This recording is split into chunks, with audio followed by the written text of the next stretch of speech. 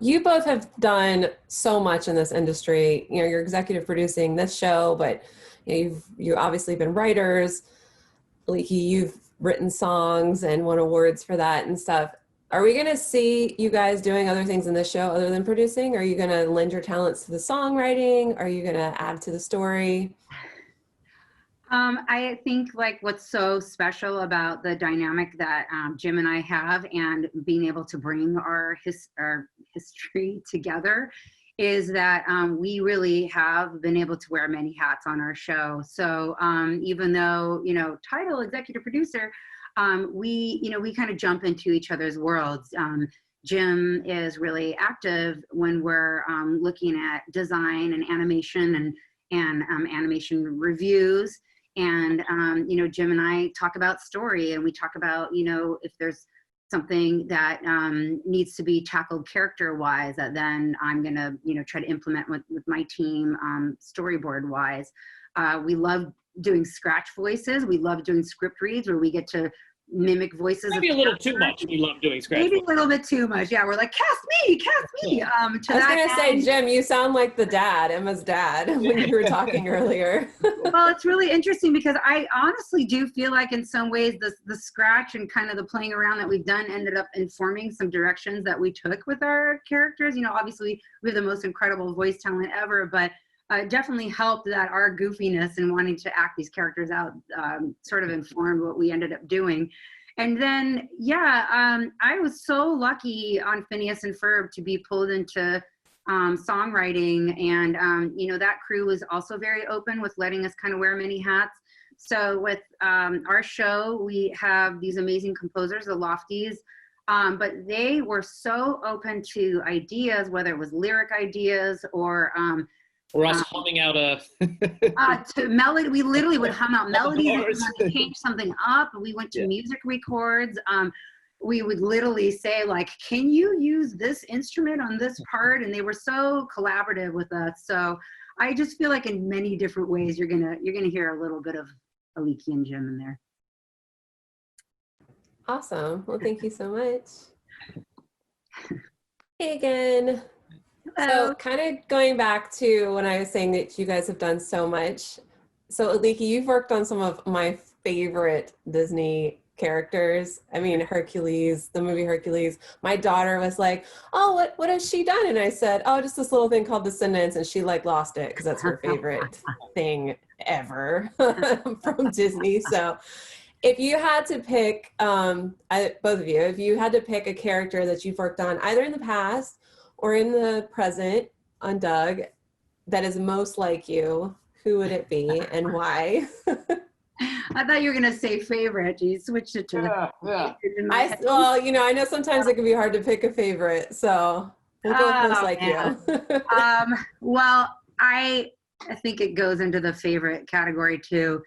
One of the most important characters that I worked on, because I always wanted to work on a character like this that was female, was Candace from Phineas and Ferb. And that was working on that character, writing for that character, drawing that character was definitely a definitive moment for my career. Because, you know, I think that a lot of times, at least up until that time period, the female character was always the female one, the girl one. And so that there wasn't a characteristic, there wasn't a personality. It was just, there are these three boys, there are these two boys, and there's the girl one. And there was not much more personality to that. So Candace, now we had this opportunity to have this like really imperfect character, over the top, loses her mind sometimes, you know, wants to get her brothers in trouble, but then at the end of the day loves them. Really cartoony. I mean, we pushed her facial characteristics. We made her ugly sometimes, and that was great. You know, up until then, it just felt like so many times when I worked on a female character, they had to be like, you know. So for me, that was really important. I was influenced by, growing up, I loved Olive Oyl, was one of my favorite characters from Popeye. So I always wanted to do an Olive Oyl-like character. As far as being like me, I mean, you know, my teenage years and teenage memories and growing up with two brothers myself, it definitely helped inform getting that like angsty teenage girl kind of personality into Candace.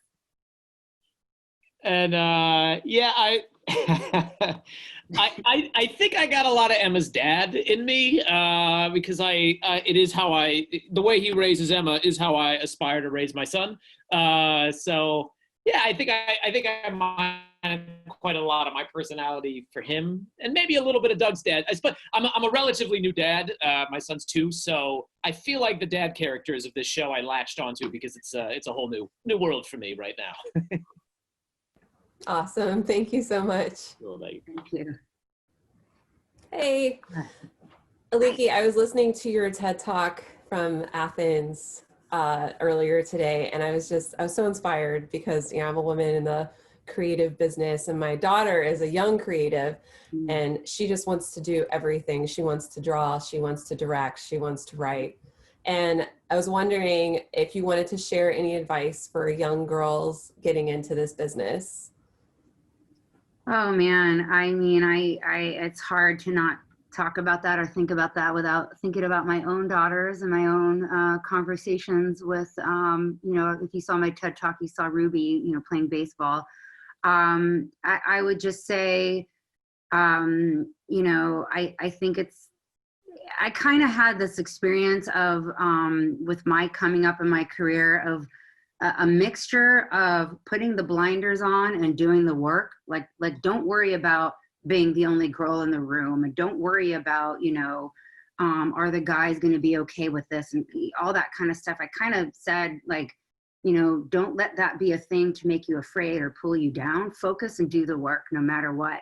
And at the same time, and I think this is really, really important, don't abandon what is so wonderful about being a girl in our industry, and what is so wonderful about being a female storyteller. It's okay to be an example to others.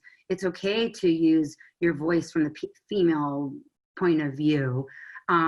Bring the things that make you to the table, whatever that is, whether it's a woman being a female creator, or whether that's being, an African-American person, an immigrant person, like whatever it is that is your life story. There's no other you in this world. You are the only you there is. So bring that uniqueness, bring your voice to the table, and automatically you're going to make something so special. I love that. Thank you. Thank you.